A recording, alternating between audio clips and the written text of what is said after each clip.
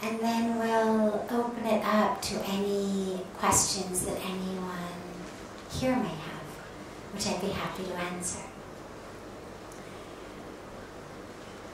I notice often in our speech, we quantify things as being good or bad, right or wrong, etc., when it may just be the way it is, neither good nor bad, nor right nor wrong.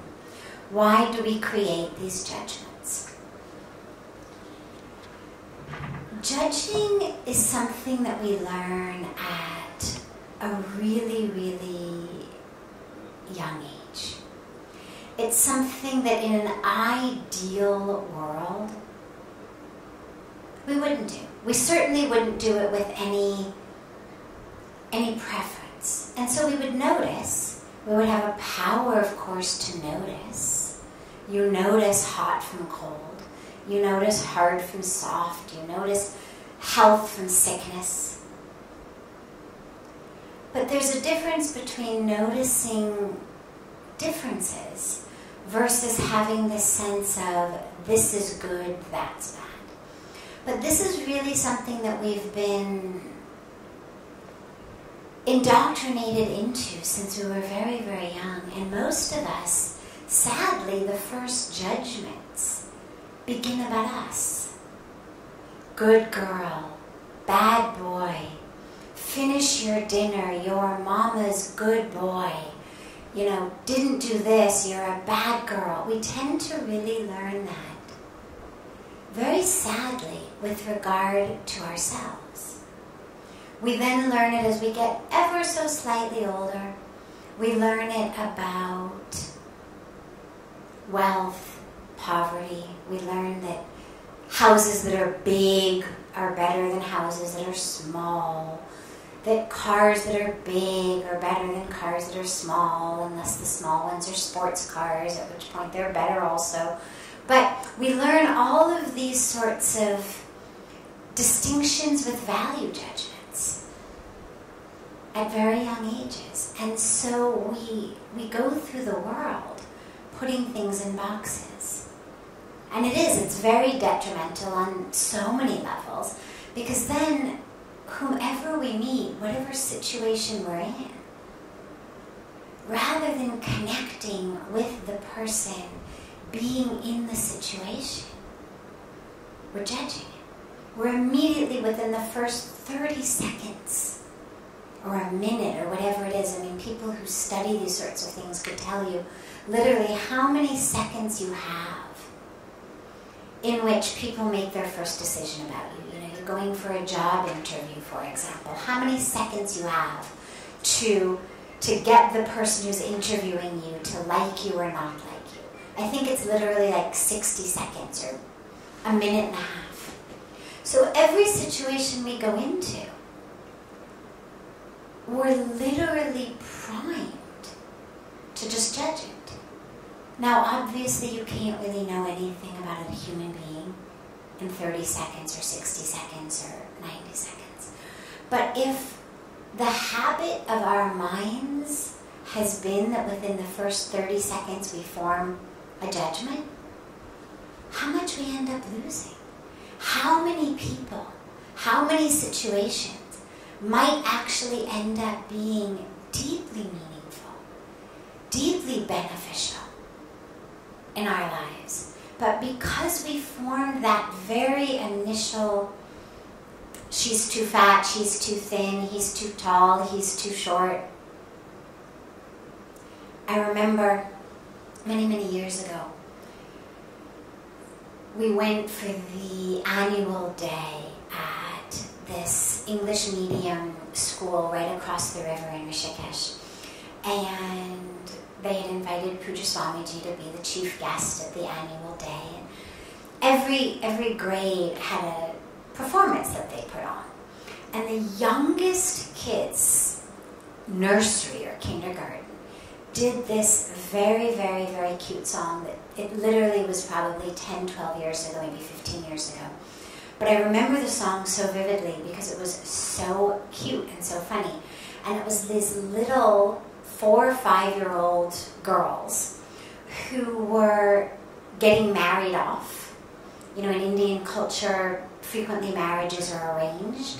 And so these girls were dressed up like older young women who were getting married off by their parents and meeting prospective grooms. And each one of them would come out, and you just have to picture these little 4 or 5-year-old waddling girls. And they would come out, and I'll say it first in Hindi because it was in Hindi, and those of you who understand Hindi will appreciate it more. But then I'll give it to you in English. Would come out and they would sort of sing, sort of say, "Acha gad ka ladka hai, lekin thoda sa mota hai. Main shadi nahi karungi, nahi karungi, nahi karungi."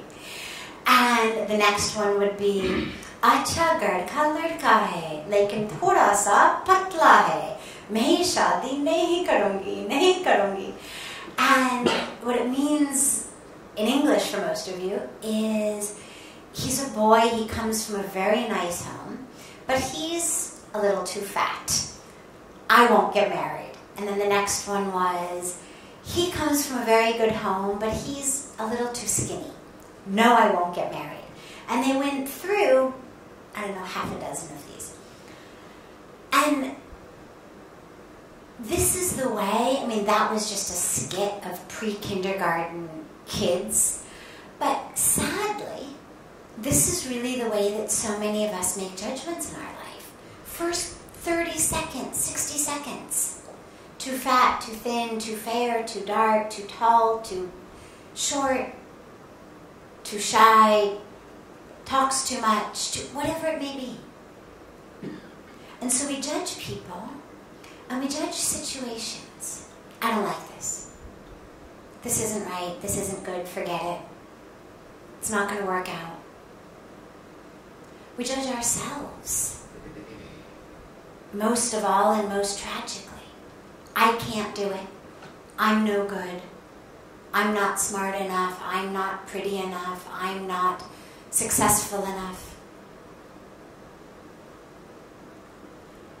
And we stick ourselves in the world in these boxes. And so we miss out on so much of the experience of life, which is connection with other human beings, which is fulfilling our reason for being on earth, unfolding ourselves, which happens in so many different ways.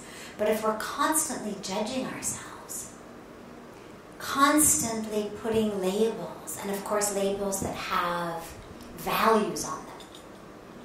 So it's not, happens to be a little wider, or happens to be a little narrower. It's fat with a value. It's skinny with a value. It's not just a general, wider, narrower situation. And when we do that, we've cut ourselves off from life. Because life isn't about what can you do an arm's length away. It's about what can you do connected to it. And when we've held the world at an arm's length to judge it, we can't connect. And when we put ourselves in a box, we're keeping ourselves an arm's length away from the world. You can't do it, you're stupid, you're old, you're too young, you're too this, you're too that. We're not letting ourselves live and connect in the world. And this is why stopping judgment is one of the most common spiritual injunctions, common psychological injunctions. Forget spirituality even for a moment. You want to stop being so depressed, stop being so anxious, stop worrying so much. Even if you didn't say, I want to live a spiritual life. Stopping judgment is a crucial and really, really powerful step to allowing ourselves to live freely. So, with that, I will conclude this question, although I'm happy to give more on it if anyone has any questions about that. But before I take any of the other ones that have come in advance, I'm happy to open it up if there's anyone here with any questions. I'll be happy to take those first.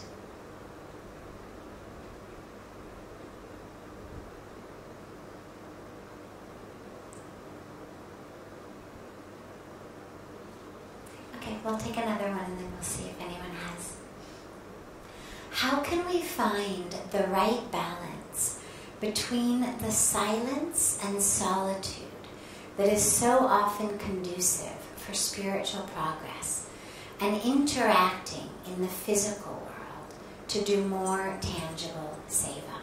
Seva is service, selfless service. In the West we say, you could say volunteer work. But that really doesn't even begin to touch what seva is. Seva is service of humanity, of God through humanity, of God through nature, of the Creator through the creation. So it's selfless in that way. But unlike something just like volunteer work, seva is really also a deep spiritual practice. It's not so much we are serving others because we are so fortunate and we are so skilled and we are so wonderful and they are unskilled or poor or disadvantaged, and so from over here we serve them. It's not that. Seva really as a spiritual practice is serving others as a means also for our own spiritual awakening. At which point, of course, it doesn't matter whether you're cleaning toilets or stuffing envelopes or designing websites or doing any one of thousands and thousands different types of things that people would do in seva. Because it's not about the toilets you're cleaning or the carrots you're cutting or the chapatis you're rolling or the website you're designing or the envelopes you're stuffing. It's about using yourself as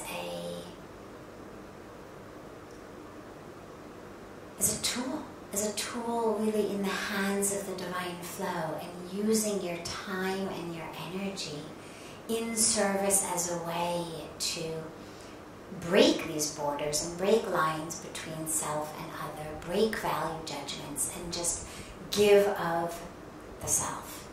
So, with that definition, how do we balance the quiet and the silence and the solitude that's needed for spiritual practice and being in the world in service?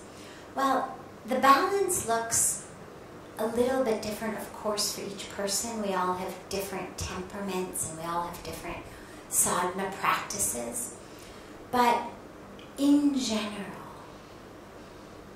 here, for example, where the ashram is rooted in the teaching, really Pujya Swamiji's philosophy is that the most natural byproduct of the right meditation, the most natural byproduct of deep sadhana, deep spiritual practice, is service. Because in your meditation, you experience a sense of oneness with the world. In your meditation, you experience a sense of being in the hands of the divine. In your meditation, you experience a desire more and more and more to just be hollowed out and be empty, so that more and more of the divine will can flow through you. And so the most natural byproduct of that is to come out of the meditation and say, what can I do? So for us here on a specific level, the balance tends to look like we all have our own practice in the mornings and the nights, during the day perhaps. Those are what we would call charging your batteries. And then the rest of the day is spent in seva. But here's the important aspect, is it's really important to not have there be, again, these boxes. Seva is a spiritual practice. So it's not about my spiritual work, sitting on a cushion, sitting in the dark room, sitting with my eyes closed, sitting on a mat, and I charge my battery, and then I go out and I expend my battery, and when it's all empty, I've got to go back and, sit in the dark room and cross my legs and sit on my mat.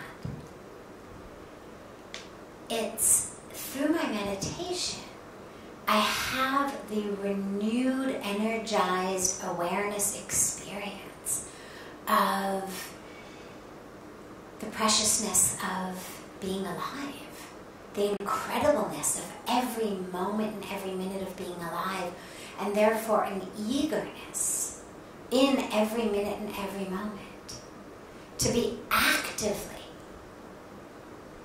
connected to the world, life, the creation. And so whether that comes in the form of cleaning the toilets or cutting the carrots or stuffing the envelopes or designing the website or doing whatever it may be, there's an eagerness to see how much I can give to every minute and every moment. There's an eagerness to see what new thing can come through me today. Yeah, I've stuffed envelopes every day for the last 4 months. I'm going to be stuffing envelopes again today. But nonetheless, what newness in me in my experience? And I've specifically chosen tasks that seem very, very mundane.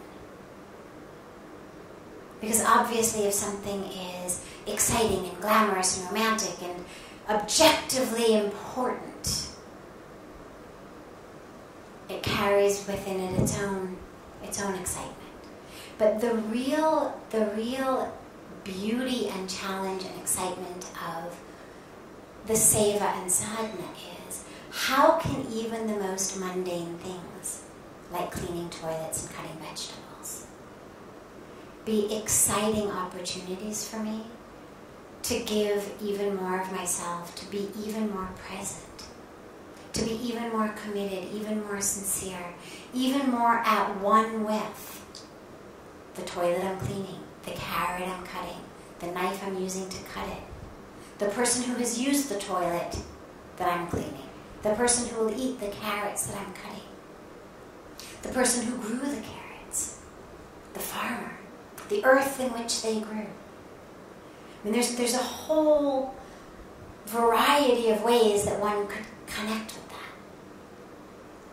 It's not just about how many carrots do you chop. And so when we talk about the importance of the solitude and the quiet, yeah, it's important. It's important to reconnect us to who we are and what it's about. But ultimately the goal is that that should come with you into the seva. It's not about, I have my silence, I have my solitude, I leave that in my closed room, then I go out and do something that is not meditative or quiet. It's just that instead of the quiet being outside of me, the quiet now becomes inside of me. Instead of the solitude being around me, the solitude now is within me. And that's the gift, is how can I find a quiet that stays with me? And that's what meditation gives us. But then it stays with us in the world. that sense of connection that we experience in meditation stays with us in the world. And so the emphasis becomes on meditation in life. Yoga in life. When we say yoga off the mat or meditation off the cushion, it doesn't just mean, what's your volunteer program of the month. It's not just, the third Saturday of every month we come together and we make sandwiches for the poor people. That's great. We should all do it, by all means. But that's not the fullness of the expression. When we really talk about yoga off the mat, or meditation off the cushion, or yoga in life, meditation in life, it's about every minute of life. It's about how can that which I connect with in my meditation, how can I experience that in the world? So for example, when I meditate, and I connect with my inner self, soul, spirit, essence, light, love. And I realize as I meditate that all of that around me is just form. It's not essence. Well, when I then open my eyes and I move through the world, and someone looks the wrong way, too fat, too thin, too dark, too white, too tall, too short, too rich, too poor, too loud, too quiet, I have the same awareness, that's just form, not essence. Because when I've connected with that in me, I understand that about others. And so that, in a nice, beautiful way, actually circles us back to the first question on judgment, because if I take myself out of the box, then I'm taking others out of the box. And then I find that instead of moving through the world, connecting form to form, I'm able to connect essence to essence. And as I experience that in myself, the things that happen to the form are no longer of the stuff that ups and downs are made of. Doesn't mean that we don't get sad or that we don't feel happy, and certainly things happen in life. Spirituality, I always say, is not an inoculation against things happening in life. But they don't impact us in the way that they do when we are identified as form. And so whether it's something in my job, whether it's something in a relationship, whether it's something about my physical appearance, as I'm connected with essence and aware that who I am is essence rather than form, I'm not as thrown around by the fluctuations in form. And I'm not as impacted by the fluctuations in form of others. Oh my God, he got a horrible haircut. Oh my God, she gained some weight. Oh my God, it's the form has shifted ever so slightly. But the essence is the same. And so that enables us, yes, to do our seva and also to live our lives, whatever we're doing, in a way that's completely different, in a way that is quiet, is alone even. The question asked about solitude, because inside you're alone. And in a very beautifully paradoxic way, you're alone and connected at the same time. But it's not a connectedness that makes you feel claustrophobic. It's not the everybody's encroaching on my space, but it's an experience of it's all my space. There is no end to my space, where previously it was just this is my space, and when there's too many people and too much stuff, it's encroaching. Suddenly you've got this beautiful experience of being connected to it all, but not being encroached upon by any of it, because it's all my space. There's an infinite amount of space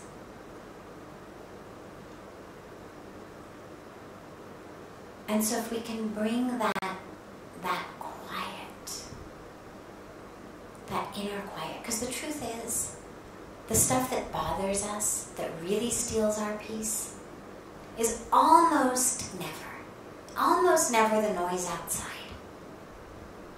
Not never. There have certainly been places and times where there is a noise outside that is absolutely grating. But that's very rare. Normally the noise that really steals our peace is the noise in our own mind.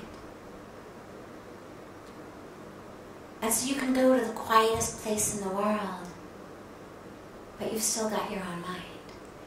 And if you're able to allow the mind to become quiet, then even if you go into a place that's loud outside, you're sitting in a place that's quiet. And so that stays with you. So why don't we actually, now that I'm back for a while, I'd like to actually start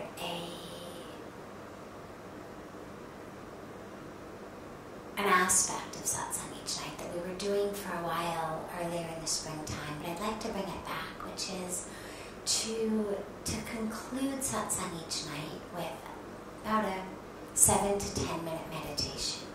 Because so many people come and ask about meditation classes. And of course our yoga classes all have some element of meditation in them. But not everyone is staying here, not everyone is able to take the classes. And so I'd like to begin with tonight of concluding our satsang with a short meditation. So find a position that's comfortable for you. And don't worry too much about what the position is. All that matters is that you are comfortable. You should be balanced, though, as much as you possibly can be, from left to right, and also from front to back. So you don't want to be leaning too much to the front or the back, or the left or the right.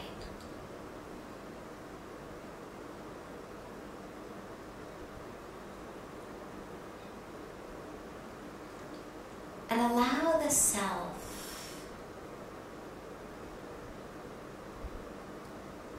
to withdraw the senses and awareness.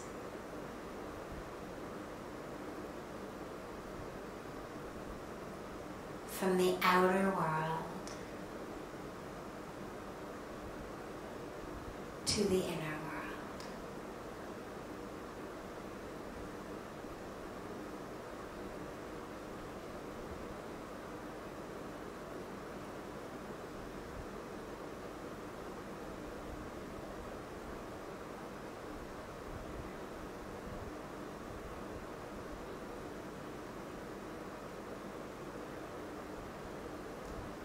Bring the awareness to your breath. Don't change it. Simply become aware of it.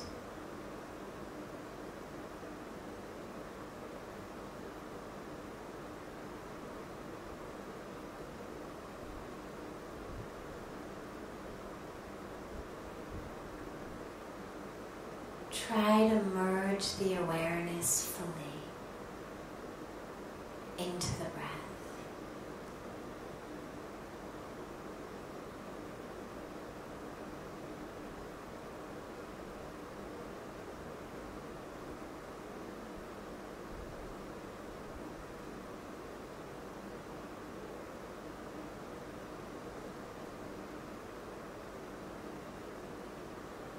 Now shift the awareness of the breath as low into your abdomen as you can.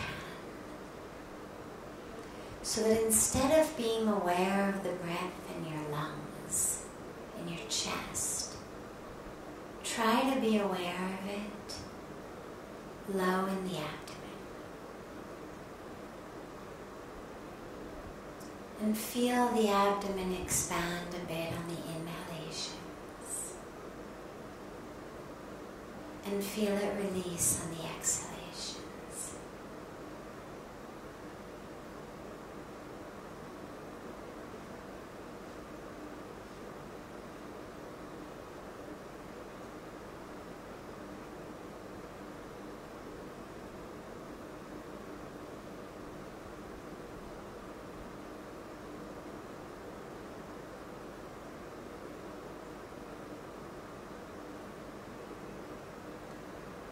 And now, beginning with your next inhalation, instead of following the breath horizontally in and out, expansion and release, instead of that, follow the breath vertically. So you're going to carry the breath from low in the abdomen, from below the belly button, up through the body. And so as you inhale gently, try to carry the breath and watch the breath as it flows up through the solar plexus,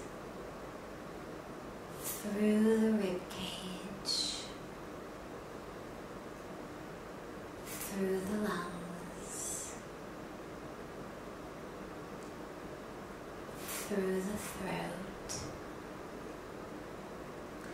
and up finally to your third eye center, right between the two eyebrows, what's called the Agya Chakra. And if you can't carry the breath smoothly and evenly up on one breath, don't worry. Carry it as high as you can, even if you just get it to your solar plexus, or you just get it to the lungs. Don't worry.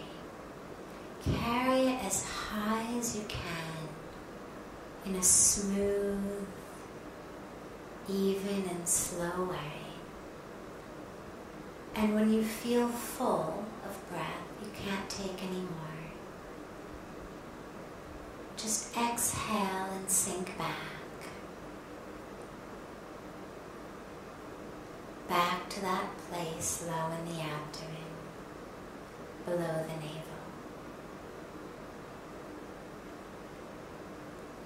And then inhale again.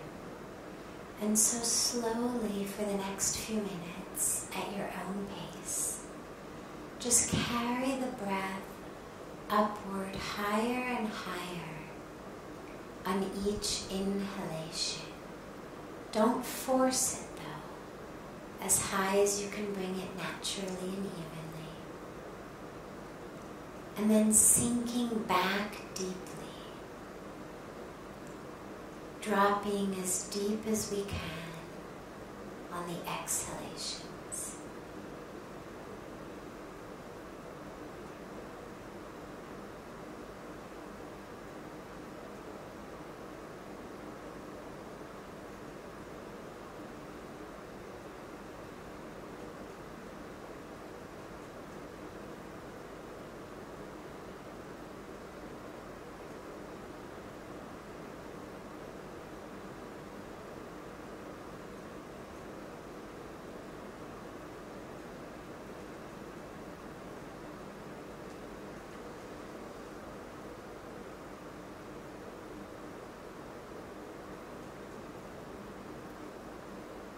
If thoughts come, don't worry.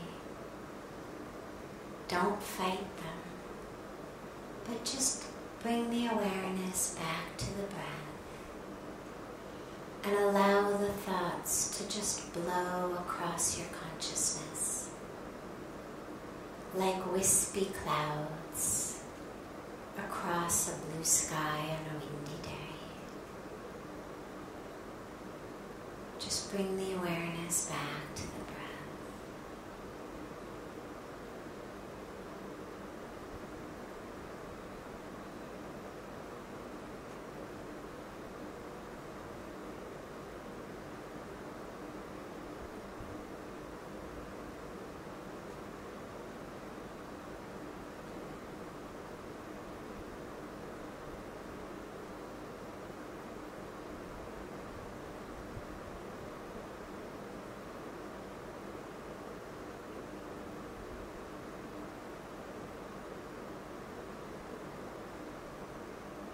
If you find that the mind still wanders and you want to add a simple mantra, you can add the mantra, so hum, so hum. It means I am that. I am one with the universe. I am one with all. So you can chant slowly in your mind, so on the inhalation, and hum on the exhalation. So hum.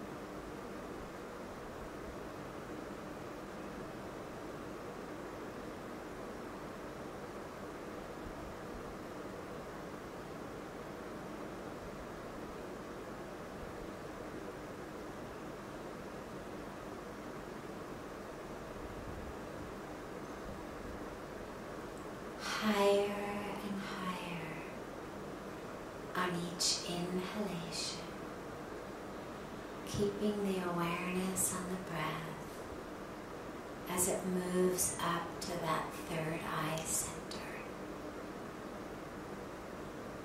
and sinking deeper and deeper into the core of ourself on each exhalation.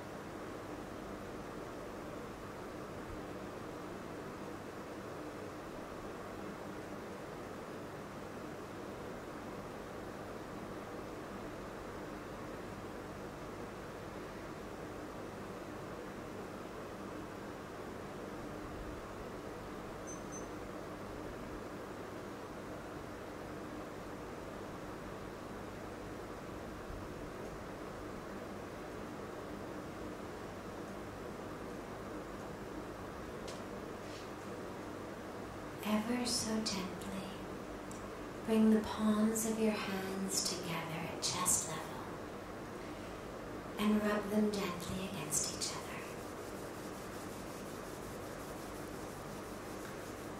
Place your cupped palms over your closed eyes.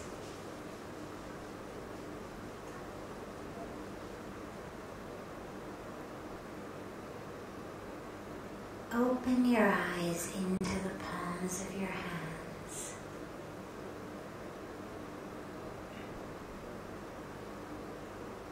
And lower your hands.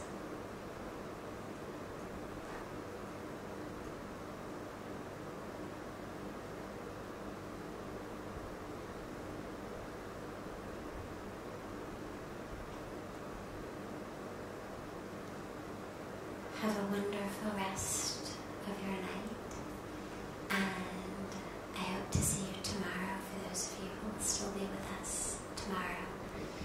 And if you have any questions that you didn't ask tonight or that come to you after tonight, either bring them in tomorrow and raise your hand and ask them, or you can get them to Lori in advance and she will get them to me in writing in advance of tomorrow night. Have a beautiful evening.